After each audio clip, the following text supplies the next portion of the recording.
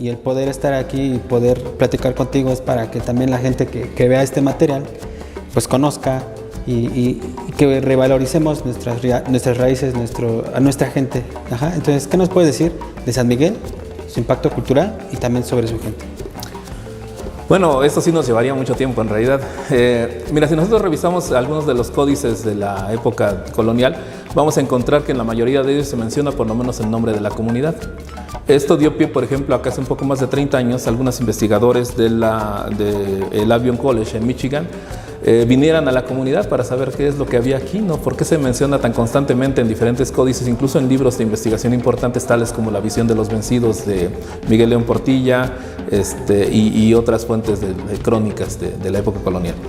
Entonces vienen y pues descubren que no hay nada evidente, es decir, no se ve nada, ¿no? Entonces llegan a la conclusión de que se tienen que hacer excavaciones para poder ir conociendo sobre la isla.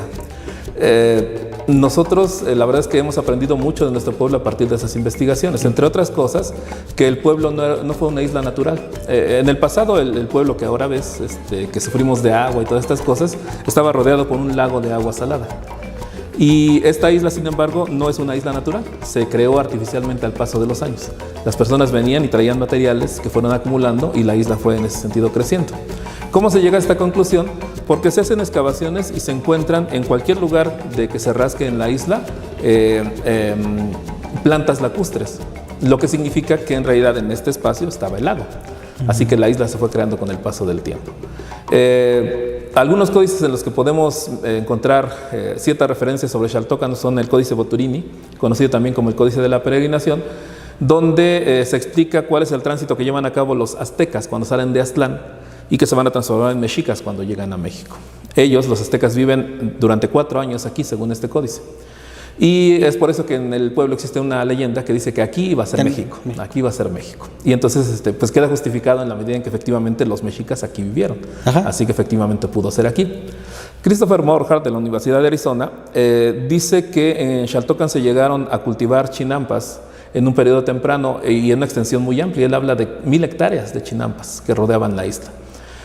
Considerando el tiempo en que él las ubica y el tránsito de los mexicas, que es más o menos hacia 1452, estaríamos hablando de que 1252, perdón, estaríamos hablando de que probablemente los mexicas aquí habrían aprendido la técnica de las chinampas que luego van a explotar en México Tenochtitlan. Entonces tenemos una aportación fundamental de parte de la comunidad.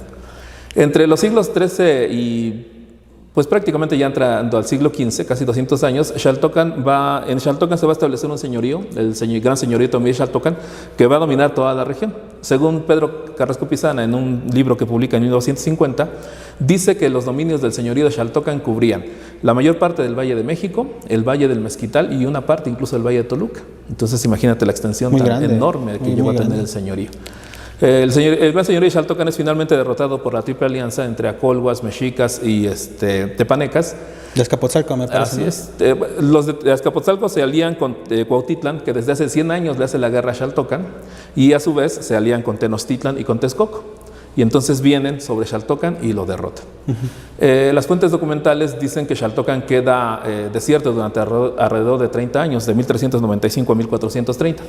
Sin embargo, la evidencia arqueológica nos dice que no, que en realidad la gente que aquí se quedó y muy probablemente los que sí se fueron de aquí pues fueran las élites, los gobernantes.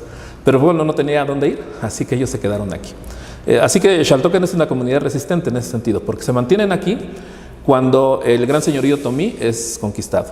Sí, porque aquí esta es una tierra fundada por los otomís, ¿no? No es fundada por ellos. De hecho, la isla ya existía cuando los otomíes llegan. Ah, ok. La lámina 2 del Códice Xolotl dice que Xolotl domina esta región y que aquí llegan los otomíes aproximadamente en 1208 y le piden permiso para establecerse. Ah, ok, ok. Xolotl dice, pues, son un montón, están bien organizados, son culturalmente avanzados, me conviene relacionarme con ellos en lugar de enfrentarme. Así que establece una relación a tal punto que incluso le da una de sus hijas al líder otomí, Chiconcuautli, le da a su hija Cihuaxóchitl para que se case con ella. Y de ese modo establecen no solamente una alianza militar o política, sino una alianza familiar. También, sí. Y entonces a partir de ahí Xaltocan va a comenzar a crecer primero a partir o encabezados por Chiconcuautli y después por una descendencia que va a surgir de esta familia y que, te repito, va a gobernar la isla durante alrededor de 200 años. En 1521, según el códice Chimalpopoca, perdón, según las cartas de relación de Hernán Cortés, que son documentos que Cortés le envía a Carlos V para enterarle cómo está avanzando en la conquista de las tierras, pues le dice que viene sobre Xaltocan, él personalmente.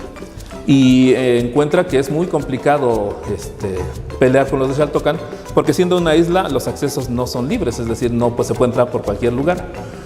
Hay en realidad una sola calzada y los de Xaltocan desde ahí se defienden de una manera muy férrea, a tal punto que de hecho no los pueden derrotar por las armas. Y finalmente tienen que derrotarlos a través de un sitio. Es decir, finalmente rodean la isla y hacen que al no poderse defender, y además, te repito, el lago era de agua salada, no había agua potable. Los de Xaltocan finalmente tienen que declararse vencidos. Entonces los de Xaltocan sobreviven a la caída del gran señorío otomí y luego sobreviven a la conquista española. Y todavía más, hacia mediados del siglo pasado sobreviven a la desaparición del lago, que debe haber sido terrible. Imagínate tener un modo de vida donde tú vas al lago, pescas, cazas aves, etcétera, y que de repente el lago desaparece, ¿no?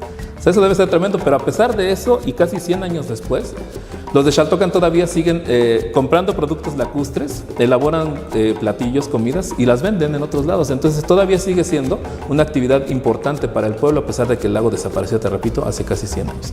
Entonces a mí me parece que la forma en que yo definiría una aportación sería este ejemplo de resistencia, sobre todo de resistencia. Es decir, seguramente la comunidad tiene muchos defectos. Somos de repente medios obstinados, a veces violentos si se quiere, y cosas como esas, pero lo cierto es que también corresponde a una actitud ante la vida que ha permitido que la isla, el pueblo se mantenga. Esa resistencia que dices, ¿no? Así es.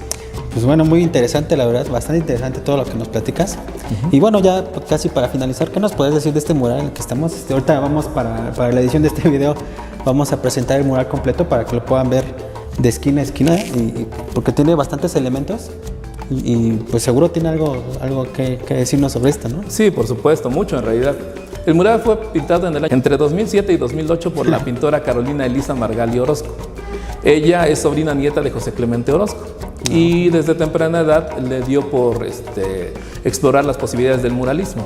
Ella ha pintado murales en diferentes lugares de la República Mexicana, incluyendo uno en memoria precisamente de su tío abuelo. El mural parte de la idea de ser una narrativa que se genera en un sentido cronológico. Por eso podemos observar en el ángulo superior izquierdo para los televidentes la teoría de cómo el hombre llega a este continente a partir del congelamiento del estrecho de Bering, de tal modo que pasa de Siberia a Alaska y después comienza a descender hacia el resto del territorio. Podemos observar allí la convivencia de estos primeros hombres con los mamuts, que fueron muy constantes en la región. Quizá hayan escuchado ya de la gran cantidad de estos especímenes que se han encontrado en la obra del aeropuerto, ¿no? Más de 200, así es. Y bueno, pues evidentemente esto nos da pie a entender cómo el hombre se relacionaba con ellos. Luego, cuando el hombre comienza a ir habitando otros territorios, va a llegar al centro del continente, que es lo que se conoce como Mesoamérica. Y en Mesoamérica se van a desarrollar, entre otras, 5 culturas que se consideran fundamentales. La denominada cultura madre, que son los olmecas, que está representada por la cabeza colosal que ustedes pueden observar allí. La cultura maya, con la pirámide, tenemos una cabeza de Quetzalcóatl, que representaría a la cultura tolteca, la Coyolxauhqui, que serían los mexicas, y uno de los denominados atlantes de Tula, que sería la representación de los toltecas, ¿no? Estas grandes culturas pues, se van a desarrollar y van a dar a la cultura mexicana una amplia serie de evidencias de la grandeza en muchos sentidos que tuvieron, ¿no? Si avanzamos hacia el centro, nosotros podemos observar este mapa que establece la zona de lagos. Imagínate lo impresionante que debe haber sido hace 600 años, de manera tal que tú podrías agarrar tu acali, tu canoa, desde Zumpango, desde el lago de Zumpango, y bogar desde allí hacia el lago de Xaltocan, de Texcoco, y casi llegando a Tenochtitlan, hasta ahí todavía era agua salada. Y después comienza el agua dulce, que era un fenómeno natural interesantísimo, porque no había una barrera física que las distanciara, y sin embargo sí había una sección de agua dulce y una de agua salada. Y luego podías llegar ahí a Tenochtitlan, a Xochimilco, incluso hasta Chalco. Wow. Sin interrupción, ¿no? Sin bajarse de tu acali, ¿no? Entonces, como en el metro, ¿no? Sí, exactamente. Entonces, pues eso debe haber sido tremendo. Podrás observar aquí al señor Daniel Martínez, que murió este año y que era el representante del Consejo de Ancianos de la comunidad. Y en sus manos está el bastón de mando del Consejo de Ancianos de ellos. te darás cuenta que el bastón tiene la forma de una serpiente y que de las fauces de la serpiente surge un rostro. Esto es porque en el Códice de Chimalpopoca se habla de que los de Xaltocan iban a un recoveco del lago y se entrevistaban con Akpachapo, una diosa con forma de serpiente y de cuyas fauces surgía el rostro de una mujer que les decía la suerte que iban a tener en la guerra, que es la representación que tenemos allá. Esta sección de color verde es de la que te hablaba sobre la lámina 2 del Códice Xolotl. Arriba observamos a Xolotl como dominante de las tierras y hacia abajo observamos a Chiconcuautli, lo ves ahí con el aguilita sobre su cabeza. Ajá, y las líneas, Chicome en náhuatl significa 7 y el nombre Chiconcuautli significa 7 águila, así que está escrito su nombre sobre su cabeza. Wow. Y la mujer que está frente a él es precisamente Cihuaxochtl, la hija de Xolotl, que le es dada en matrimonio para que habite en la isla de Xaltocan que aparece abajo. Y el resto de los personajes son aquellos que van a gobernar la isla durante alrededor de 200 años, como antes te conté. Observamos pues algunas... el mural es también bastante detallado. Sí. Podemos observar lo de la agricultura en las chinampas, de las que te hablé también. Tenemos allá esta cuestión simbólica del pulque, que fue muy importante porque como no había agua dulce, las personas incluso desde muy pequeñas consumían pulque, porque no había otra cosa que tomar. Habría que decir que, por ejemplo, la llegada del ferrocarril va a ser un hito muy importante en esta posibilidad de tener el contacto con el agua. En términos muy generales sería esto sobre lo que habla el mural, pero pues hay detalles muy importantes respecto a la historia de la comunidad. Pues, híjole, cuánta historia en un solo mural, de verdad, muy interesante. Y pues bueno, ya con esto nos acercamos al final de esta entrevista. Filemón, te agradecemos, híjole, encarecidamente que nos hayas dado esta oportunidad de aprender un poco más sobre Xaltocan, ¿no? Para quien no conocía, y pues invitarlos, ¿no? a que vengan a conocer San Miguel Xaltocan. Es muy interesante. Aquí va a haber una serie de cambios. Ahorita, por si ustedes no lo sabían, pues quizá ya no veamos más adelante este mural, pero tenemos esta explicación sumamente detallada. Que les vamos a ofrecer con mucho gusto. Pues te agradecemos mucho, de verdad, el tiempo, Filemón. Esperamos poderte ver más adelante. Claro que sí. En algún otro material. Muchas gracias. No, okay. Bueno, amigos, por el momento eso es todo. Nos vemos más adelante aquí en La Opinión Urbana. Y pues bueno, muchas gracias. Cuídense mucho. Bye.